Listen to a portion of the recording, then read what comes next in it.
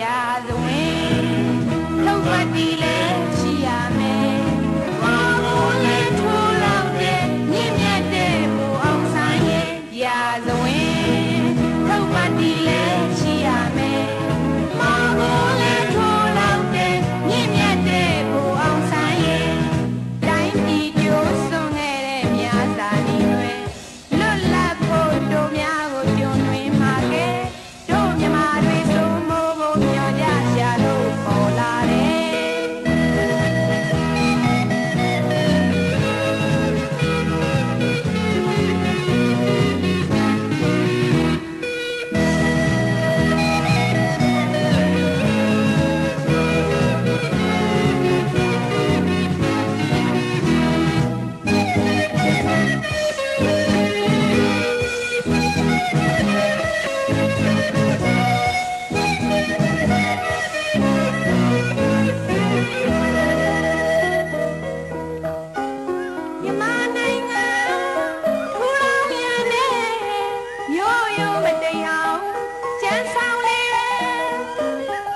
နေမျိုးသားကြီး